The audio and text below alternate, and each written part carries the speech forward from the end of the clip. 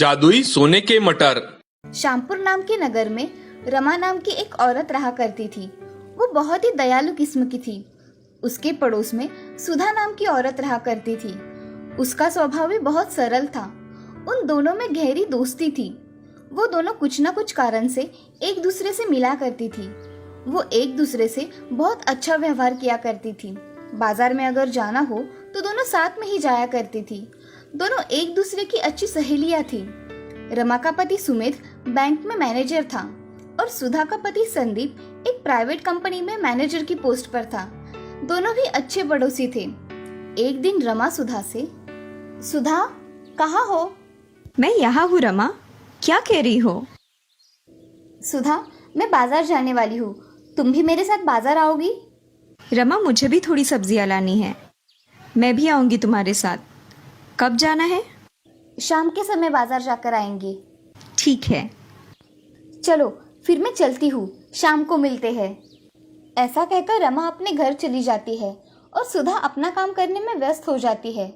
अब शाम को दोनों भी साथ में बाजार चली जाती है और दोनों सब्जियां खरीदकर घर चली आती है। अब एक दिन सुधा की बच्ची श्वेता को बहुत तेज बुखार आता है, तो सुधा उसे अस्पताल में लेकर चली जाती है। अस्पताल में जाते ही श्वेता का इलाज शुरू हो जाता है। सुधा डॉक्टर से, डॉक्टर साहब, मेरी बच्ची को क्या हुआ है? इसे इतना तेज बुखार क्यों आया है? जरा देखिए ना। मुझे चेक करने दीजिए। डॉक्टर श्वेता को चेक करते हैं और बताते हैं कि मैडम, इसे तेज बुखार होने के कारण हमें इसे एडमिट करना पड़ेगा, तभी हम इसका अच्छे से इलाज कर पाएंगे और इनकी तबीयत में सुधार ला पाएंगे। ठीक है डॉक्टर, मैं इसे एडमिट करवा देती हूँ। ऐसा कहकर सुधा श्वेता को एडमिट करवा देती है और बाहर अपने पति के साथ इंतजार करती है। अब कुछ समय में रमा भी सुधा की बच्ची को देखने चली आती है। तभी रमा सुधा से, सुधा अब कैसी तबीयत है श्वेता की? मुझे जैसे ही पता चला मैं यहाँ चली आई। रमा, डॉक्टर ने कहा है कि उसे एडमिट करवा दीजिए, तभी उसके तबीयत में सुधार आ जाएगा। श्वेता को अब एडमिट करवाया है तो तुम यही रुको, मैं तुम दोनों का टिफिन लेकर आती हूँ। अरे रमा, रहने दो, मैं घर आकर बनवा लूंगी। अरे मैं अभी थोड़ी देर में बनवा के लाती हूँ, तुम यही रुको श्वेता के साथ। ठीक है। ऐसा कहकर रमा घर चली जाती है। घर जाते ही रमा टिफिन बनाना शुरू कर देती है। थोड़ी ही देर में वो खाना बनाकर तैयार कर लेती है और अपने पति के साथ टिफिन भिजवा देती है और वो घर के काम करने में व्यस्त हो जाती है। तभी उसे पता चलता है कि उसके घर में सब्जियां ही नहीं है। वो बाजार जाकर सब्जियां लेने चली जाती है। तभी बाजार में एक बूढ़ी औरत मटर बेच रही थी।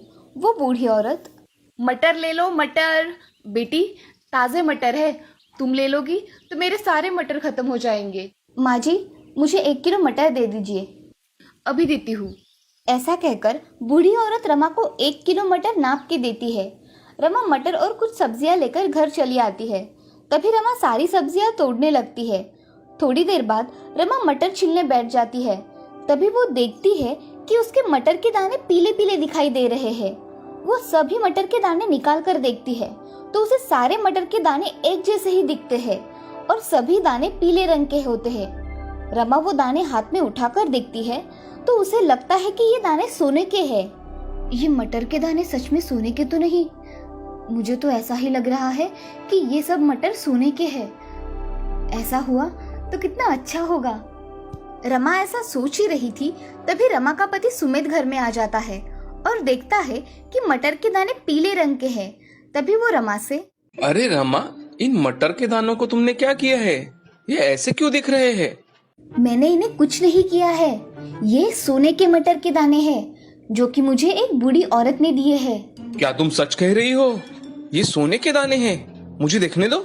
ऐसा कहकर सुमित वो मटर के दाने देखता है और बोलता है कि रमा, सच में ये सोने के दाने हैं। ये मिलने की वजह से हमारी किस्मत चमक उठी है। ये अब मैं अलमारी में रख देता हूँ। ऐसा कहकर सुमित सारे मटर के दाने अलमारी में रख देता है। अब ये खबर सारे गांव में पहुंच गई थी कि रमा को बाजार में एक बूढ़ी औरत ने सोने के मटर बेचे।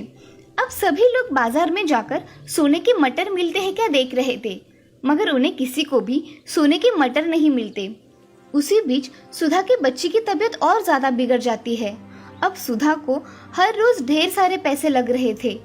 एक दिन सुधा रमा से, अरे रमा, श्वेता को बहुत पैसे लग रहे हैं, मैं इतने पैसों का इंतज़ाम कहाँ से करूँ?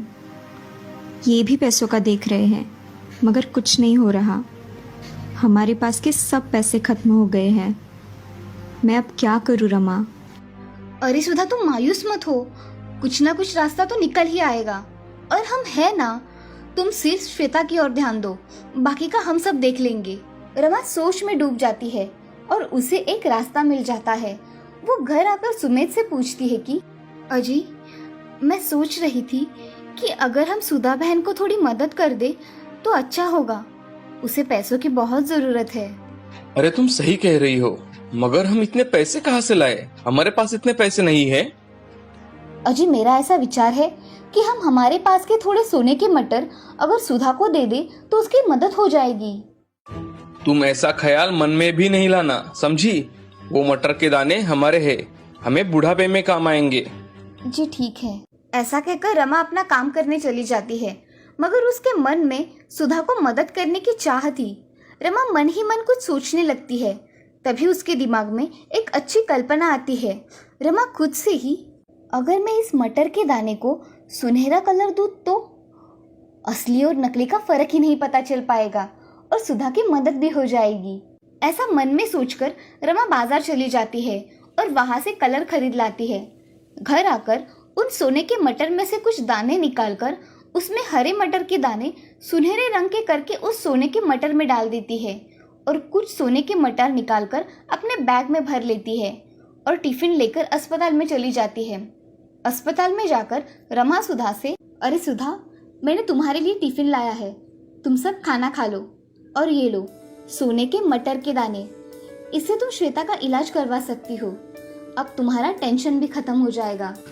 अरे रमा, ये करने की कोई ज़रूरत नहीं थी, मैंने कुछ ना कुछ इंतज़ाम कर लिया होता। तुमने खामखा खुद को तकलीफ दी। अरे सुधा, दोस्त ऐसे समय में ही तो काम आते हैं। अब तुम कुछ मत कहो, ये सोने के मटर ले लो और श्वेता का अच्छी तरह से इलाज करवा लो। हाँ रमा, तुम मेरी सच में अच्छी सहेली हो, जिसने मेरी ज़रूरत के समय मदद की। ऐसा कहकर सुधा और रमा गले लग जाती है। अब सुधा श्वेता का अच्छी तरह से इलाज करवाती है और कुछ दिनों बाद श्वेता अच्छी होकर घर वापस आ जाती है। अब सुधा और रमा खुशी खुशी एक साथ रहने लगते हैं। इस कहानी से हमें ये सीख मिलती है कि किसी की जरूरत के समय हमें हमेशा मदद करनी चाहिए। हमेशा जरूरतमंदों की मदद करें। भरतपुर नाम के गांव में एक मोहन नाम का व्यापारी रहा करता था। उसका व्यापार बहुत ही बड़ा था, इसीलिए वो हमेशा काम में व्यस्त रहा करता था। उसके घर में उसकी बेटी सुमति रहा करती थी। सुमति जब छोटी थी तभी उसकी माँ गुजर गई थी। मोहन काम की वजह से अपनी बेटी पर पूरा ध्यान नहीं दे पा रहा था, इसीलिए उसने दूसरी शादी करने का निश्चय कर लिया। एक दिन मोहन ने सुजाता नाम की औरत से शादी कर ली। सुजाता दिखने में बड़ी खूबसूरत और बड़ी विनम्र स्वभाव की थी। मोहन सुजाता से शादी करके उसे घर लेकर आया। इधर उसकी बेटी सुमति बड़ी खुश हो गई थी कि उसके घर में उसके साथ नई माँ आ गई थी। उसी दिन मोहन सुजाता से, सुजाता, मैंने तुमसे शादी सिर्फ अपनी बेटी की देखभाल और इस घर के लिए की है, तुम्हें ये जिम्मेदारी बखूबी निभानी है। जी आप चिंता मत कीजिए, मैं सुमति की अच्छी देखभाल करूंगी और इस घर का भी अच्छी तरह से ख्याल रखूंगी। मुझे तुमसे यही उम्मीद है। ऐसे ही महीने बीत जाते हैं। सुजाता अब गर्भवती रहती है, फिर भी सुजाता का सुमति के प्रति बर्ताव अच्छा रहता है। अब कुछ दिनों बाद सुजाता एक सुंदर से बच्चे को जन्म देती है। उसकी देखरेख में सुजाता का पूरा दिन निकल जाता है। अब सुजाता का स्वभाव भी बहुत बदल गया था। वो सुमति को उसके बच्चे के पास आने नहीं देती थी और सुमति से सारे काम करवाती थी। एक दिन सुजाता सुमति से, सुमति कहाँ मर गई? मेरे लिए जरा पानी लाओ। माँ, मैं बाहर आंगन में थोड़ा काम कर रही थी। बोलो माँ, तुम्हें क्या चाहिए? अरे मुझे एक गिलास पानी तो पिला दो। अरे माँ, मैं अब भी लेकर आई। ऐसा कहकर सुजाता सुमति को पानी लाने भेज देती है। सुमति सुजाता के सारे काम किया करती थी और घर का भी सारा काम किया करती थी। फिर भी सुजाता उसे ढेर सारे काम बता दिया करती थी। दूसरे दिन सुजाता, अरे सुमति, जरा जल्दी उठा करो, घर के सारे काम पड़े रहते हैं, फिर सब काम करने के लिए देर हो जाती है और छोटू छोटा होने के कारण मैं कोई काम नहीं कर सकती। समझी मैं क्या बोल रही हूँ? हाँ माँ, मुझे याद ही नहीं रहा। तुम छोटू का ध्यान रखो, बाकी के सारे काम मैं कर लूंगी। सुजाता सुमति से रसोई का काम भी करवाया करती थी। उसे थोड़ा बहुत काम आता था, मगर पूरा ना आने की वजह से एक दिन सुमति सुजाता से, माँ, मुझे रोटी बनानी नहीं आती, क्या आप रोटी बना दोगी? तुम कब सीखोगी? रोटी बनाकर देखोगी तभी तो आएगी ना। ऐसा कहकर सुजाता किचन से बाहर चली जाती है और टीवी देखने बैठ जाती है। घर के सारे काम सुमति किया करती थी। ये देख उसे बहुत अच्छा लगता था। एक दिन उसकी नजर उसके पति मोहन के अलमारी पर गई। क्या होगा इस अलमारी में? इन्होंने कभी मुझे दिखाया नहीं, मैं अभी खोलकर देखती हूँ। ऐसा सोचकर सुजाता अलमारी खोलने चली जाती है। तभी सुमति उसे अलमारी खोलते हुए देख लेती है। तभी सुमति मन में, माँ क्या कर रही है अलमारी के पास? पिताजी ने माँ को मना किया है अलमारी खोलने के लिए। कुछ काम होगा शायद। ऐसा सोचकर सुमति अपना काम करने लगती है। तभी सुजाता अलमारी खोलकर उसमें देखने लगती है तो उसे उसमें एक बड़ा बक्सा दिखाई देता है। सुजाता उसे खोलकर देखती है तो उसे उसमें ढेर सारे जेवर दिखाई देते हैं। सुजाता मन में, इतने सारे जेवर है और अब तक इन्होंने मुझे ये जेवर नहीं दिए, ये सब मेरे जेवर है। ऐसा मन में सोच सुजाता उसमें से कुछ जेवर खुद को पहनने के लिए निकालती है। तभी थोड़ी ही देर में मोहन घर पर आ जाता है और उसे अलमारी में रखे जेवर सुजाता के बदन पर दिखाई देते हैं। तभी मोहन सुजाता से, सुजाता, ये गहने कहाँ से मिले तुमको? अजी ये अलमारी में रखे थे तो मैंने पहन लिए, ये सब मेरा ही तो है ना। अरे सुजाता, मैंने वो गहने सुमति के लिए रखे थे, तुम्हें मैं दूसरे बनवा दूंगा, ठीक है? अब के लिए तुम इसे निकाल के रख दो। सुजाता को ये सब बातें सुन बहुत दुख होता है और वो गुस्से से गहने निकालकर मोहन के हाथों में दे देती है और गुस्से से कमरे में चली जाती है। ये सब देख मोहन बड़ी चिंता में पड़ जाता है और मन ही मन सोचने लगता है, अब मुझे सुजाता के लिए पहले गहने बनाने पड़ेंगे, नहीं तो उसे बहुत गुस्सा आ जाएगा। ऐसा सोचकर मोहन घर से बाहर सोनार की दुकान पर कुछ गहने बनवाने के लिए चला जाता है और सुजाता के लिए वैसे ही गहने बनवाता है। और थोड़ी देर में घर आकर मोहन सुजाता से, सुजाता, मैंने तुम्हारे लिए वैसे ही गहने बनवाने के लिए कहा है। मुझे नहीं चाहिए नए गहने, आप मत बनवाइए मेरे लिए नए गहने। मैं हूँ कौन इस घर की? ऐसा मत कहो सुजाता, तुम इस घर की लक्ष्मी हो और मेरी पत्नी भी, तो इस अधिकार से ये सब तुम्हारा ही तो हुआ।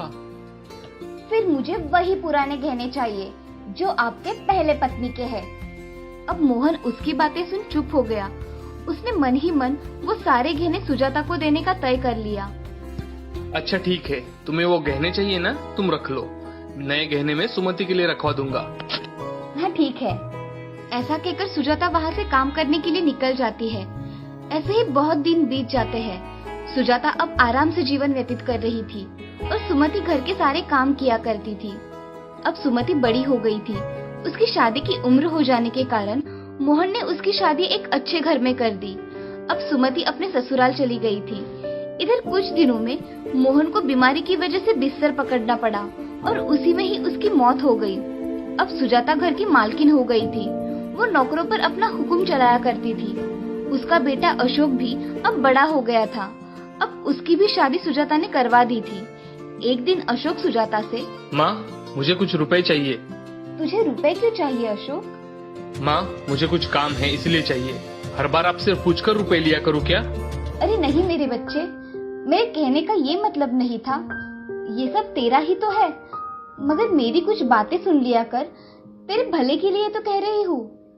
अरे माँ, मैं छोटा नहीं हूँ, अब बड़ा हो गया हूँ मैं, मुझे मेरा समझ में आता है, मुझे मत बताओ। ऐसा कहकर अशोक वहाँ से चला जाता है। कुछ दिनों बाद अशोक के स्वभाव में बहुत परिवर्तन आ जाता है। वो अपनी माँ से ज्यादा बात नहीं किया करता था। अशोक ने कुछ दिनों बाद पिता के पैसों से दूसरे गांव में अपना मकान खरीद लिया और दूसरे गांव में रहने चला गया। अब सुजाता की हालत बहुत खराब थी। उसका बेटा अशोक उसे अकेला छोड़कर दूसरे गांव चला गया था और अब सुजाता बुढ़ापे के कारण थक गई थी। उसके पास कोई ना होने के कारण उसे अकेलापन खाया करता था। एक दिन उसकी तबीयत बहुत खराब हो गई थी मगर उसके पास कोई ना होने के कारण वो अकेली बिस्तर पर पड़ी आराम कर रही थी। तभी उसे सुमति की याद आ गई और वो मन ही मन सोचने लगती है, मैंने सुमति के साथ बहुत बुरा व्यवहार किया, उसी कर्मों की सजा मुझे मिल रही है। हे भगवान, मुझे माफ कर दो। उसके दूसरे दिन सुमति को उसकी माँ की याद आती है तो वो उसे मिलने के लिए उसके घर चली जाती है। तभी सुमति देखती है कि सुजाता बाहर कमरे में बिस्तर पर पड़ी हुई है। ये देख सुमति सुजाता से, अरे माँ, तुम्हें ये क्या हुआ है? तुम ऐसे लेटी हुई क्यों हो? तुम्हें अच्छा नहीं लग रहा है क्या? बेटी सुमति, मुझे माफ कर दो। मुझे तुम्हें पहचानने में बहुत बड़ी गलती हो गई। मैंने तुम्हें बहुत परेशान किया है। मुझे माफ कर दो सुमति। माँ, मुझसे माफी मत मांगो, तुम सिर्फ ठीक हो जाओ। अब तुम आराम करो, मैं आती हूँ। ऐसा कहकर सुमति सुजाता के लिए खाना बनाकर वहाँ से चली जाती है। अब सुजाता फिर से मन ही मन सोचने लगती है, जो जिंदगी भर मेरी आंखों को खटकी, आज वही आकर मेरी सेवा करके गई, और जिसको मैंने अपनाया वो मेरी चिंता तक नहीं करता। आज से मैं मेरी बेटी की चिंता करूंगी। ऐसा मन ही मन सोचकर सुजाता बहुत उदास हो जाती है और मन में ठान लेती है कि आगे की जिंदगी वो अपनी बेटी के साथ खुशी खुशी जिएगी। उसका लालच उसके दुख का कारण बन गया था। अब सुजाता कभी भी जिंदगी में लालच नहीं करती थी। इस कहानी से हमें ये सीख मिलती है कि जिंदगी में कभी भी लालच नहीं करना चाहिए। लालच से हमेशा हमारा नुकसान ही होता है, और हमेशा कहते हैं ना, लालच बुरी बला होती है।